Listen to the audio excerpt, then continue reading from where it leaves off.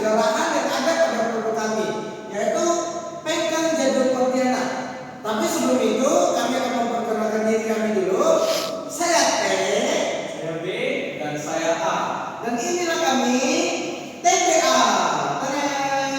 Nah, langsung saja kita masuk ke penjelasannya ya. Oke, pertama kita akan membahas tentang situasi pemasaran saat ini. Jadi seperti yang kita tahu kondisi pemasaran saat ini, di mana informasi bisa kita dapat begitu cepat. Semua orang memiliki kesempatan yang sama untuk mengakses informasi. Jadi kondisi ini menandai bahwa kehadiran online pada sebuah bisnis menjadi faktor yang krusial. Dan kami dari STK Jadul Pontianak menyadari bahwa agar bisa berkembang dan bersaing, sebuah bisnis harus bisa memanfaatkan kemajuan teknologi dan internet.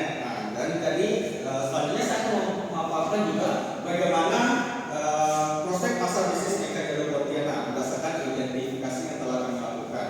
Jadi pasar Pengkang Pontianak, pasar yang kami tuju adalah para pecinta kuliner yang ingin mencicipi makanan tradisional khas Kalimantan Barat.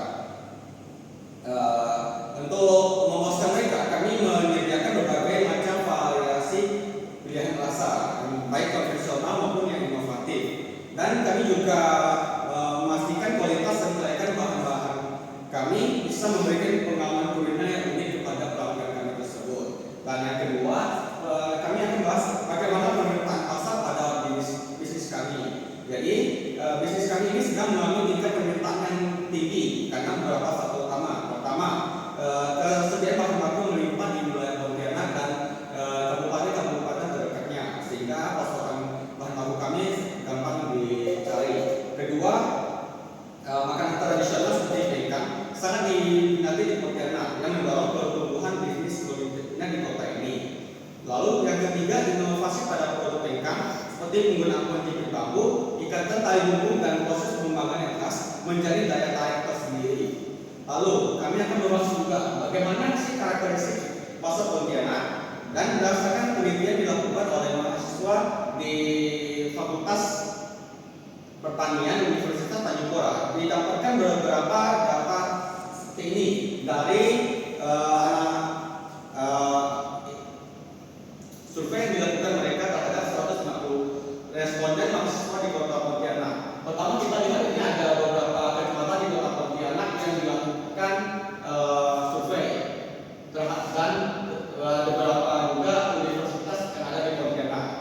Lalu di sini ada rentang usia yang disurvei oleh mereka dari umur 17 sampai 23 tahun.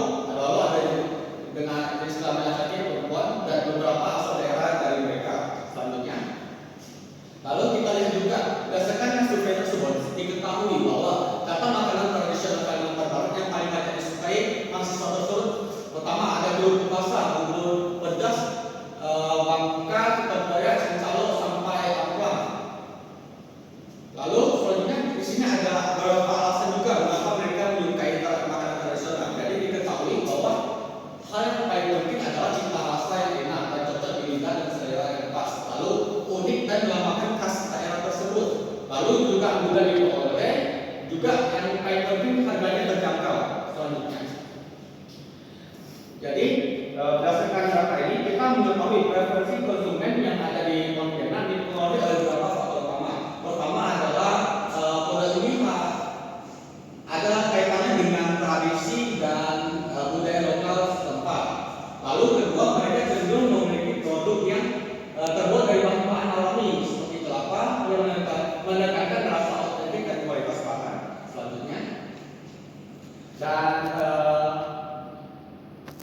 dan selanjutnya berdasarkan hal tersebut kita bisa melihat bahwa segmen potensial dalam bisnis mekanik Kalimantan Barat adalah pertama adalah pecinta makanan tradisional. Segmen ini mencakup individu yang gemar makanan yang baik dimakan secara langsung maupun yang harus dipadukan dengan kopi.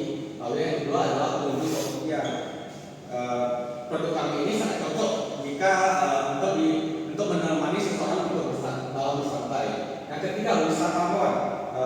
Jadi Pontianak adalah tujuan wisata yang menarik di Kalimantan Barat dan banyak wisatawan yang mencari pengalaman kuliner lokal.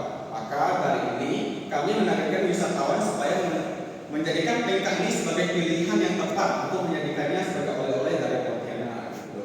Lalu yang selanjutnya keempat ada pasar online. Jadi kami akan berencana memasarkan produk kami secara luas di online. Jadi kalau di online kan semua orang bisa tahu dan mencobanya gitu. Nah, terakhir produk lokal, ya. Produk lokal tentu tidak asing lagi dengan nama pengkang.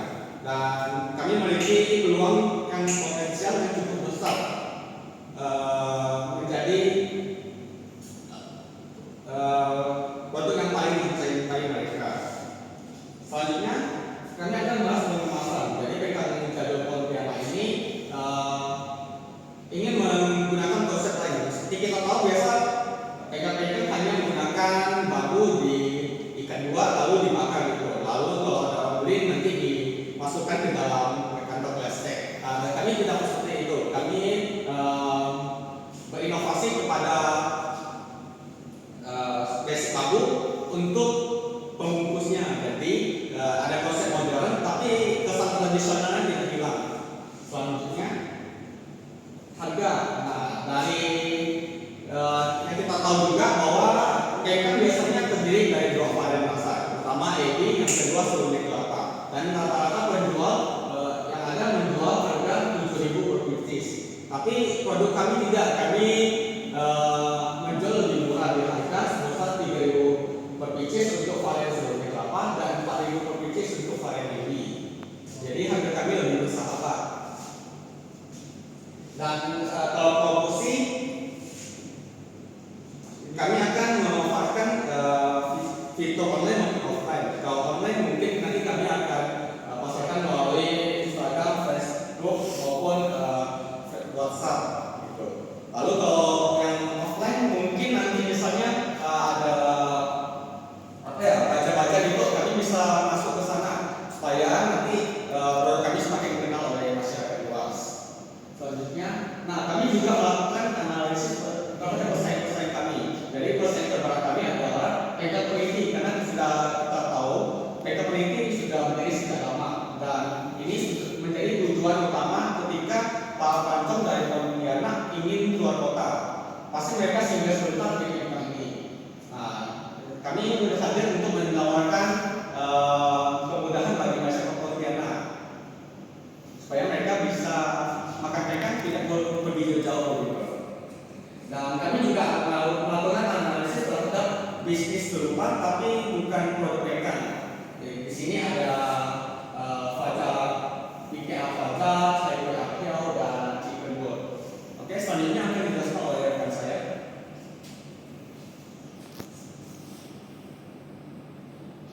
Oke, ini yang ke B ada analisis SWOT. Oke, kita next. Ada apa aja sih analisis SWOT? Yang pertama adalah strength. Keunggulan dari produk kami adalah pada inovasi produknya, di mana ketika kita lihat inovasi produk dan harga ya tepatnya, karena memang harga kami dibanding pesaing ini adalah lebih murah setengahnya, di mana kalau pesaing itu 7.000, kami itu 3.000 sampai 4.000 saja.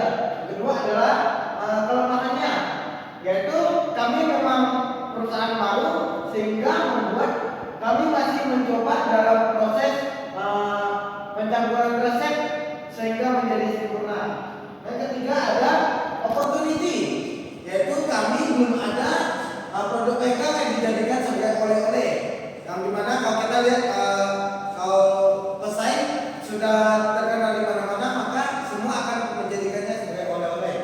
Lain terakhir adalah trade, yaitu pengkang Jadul Pontianak ini harus dapat berinovasi dan memberikan nilai pembeda dari para pesaingnya, terutama produk pengkang yang telah ada sejak 1934. Selanjutnya adalah yang kecil, yaitu strategi pemasaran. Kita langsung lihat saja. Yang pertama adalah positioning. Nah, teman-teman, pengkang Jadul Pontianak ini adalah pilihan utama bagi para pecinta tradisional yang mencari pengkang khas Kalimantan Barat dengan variasi isian yang inovatif dengan harga yang terjangkau. Kalau kita lihat dibandingkan dengan pesaingnya, dan memiliki cita rasa yang unik. Yang kedua adalah strategi produk. Nah, bengkel Jalan Pontianak ini menjadikan bengkel sebagai oleh-oleh khas Kalimantan Barat, memiliki cita rasa yang unik dengan berbagai varian isi. Ditambah lagi dengan fitur packaging yang unik. Kalau yang lain kan menggunakan kantong kresek dan juga bambu, tapi kami menggunakan besek sebagai tempat penyimpanannya. Dan kami juga menghadirkan di media sosial dan juga e-commerce. Oke, next. Baik, ada strategi penetapan harga. Di sini kami ada beberapa aspek yang kami. Yang pertama ada market testing, yaitu bagaimana ketika kami memberikan produk kami kepada orang-orang, dites bagaimana pendapat mereka tentang produk itu. Kami menanyakan beberapa pendapat tentang produk itu, apakah produk ini layak, berapa harganya, dan lain sebagainya. Kemudian ada preferensi konsumen. Selanjutnya ada analisis harga pasar, berapa sih harga pasaran untuk bengkel di daerah Pontianak ini. Kemudian ada dinamika pasar. Selanjutnya ada strategi distribusi, bagaimana kami mendistribusikan bengkel kami. Itu ada pendistribusian secara langsung dan pendistribusian tidak langsung. Pendistribusian langsung kami melakukan konsinyasi ke komite-komite seperti yang telah saya jelaskan. Kami akan melakukan penitipan terhadap tempat-tempat seperti itu. Kemudian pendistribusian secara tidak langsung kami memasarkan melalui media sosial, jadi secara online, tidak langsung bertatap muka dengan orang tersebut. Selanjutnya ada strategi komunikasi, bagaimana kami mengkomunikasikan produk kami, yaitu menggunakan media sosial tentunya dan menggunakan kampanye-kampanye seperti hadir juga di bazar-bazar untuk memperkenalkan produk kami. Selanjutnya ada riset pasar. Di riset pasar digunakan yang pertama untuk perubahan atau inovasi yang pesaing ciptakan. Kita perlu tahu apa inovasi yang pesaing kita ciptakan agar kita juga tidak ketinggalan. Kemudian analisis pasar untuk mengetahui tren dan peluang baru. Sekarang apa sih yang lagi tren, apa sih peluang yang bisa diraih, seperti apa menu-menu ditambahkan yang baru sesuai dengan tren sekarang. Kemudian dalam melakukan pengembangan produk agar mendapatkan umpan balik dari konsumen. Tentu ini penting karena kita perlu tahu pendapat para konsumen kita tentang produk kita agar kita dapat memperbaiki produk dan selalu berinovasi. Kemudian tentunya ada anggaran bagaimana kami mengembangkan anggaran kami lebih fokus untuk pengembangan produk dan mengembangkan merek untuk saat ini. Dan kedepannya jika dua hal tersebut telah kuat atau membangun awareness yang baik, kami baru akan membangun toko fisik ke depannya. Selanjutnya ada kontrol, bagaimana cara kami mengontrol usaha kami. Yaitu pertama pengaturan standar, memberikan SOP dalam proses produk, bahan baku, dan operasional dan lain sebagainya. Kemudian ada pemantauan kinerja, bagaimana sih kinerja dari bengkel Jalan Pontianak ini. Kemudian ada pelaporan dan analisis sederhana, seperti bisa melakukan membuat laporan keuangan sederhana dan lain sebagainya, karena kita tahu ini masih usaha baru. Jadi hal-hal berikutnya bikin sederhana agar lebih mudah dipahami. Dan juga kemudian ada manajemen keuangan. Manajemen keuangan seperti tadi membangun keuangan seperti nanti kita akan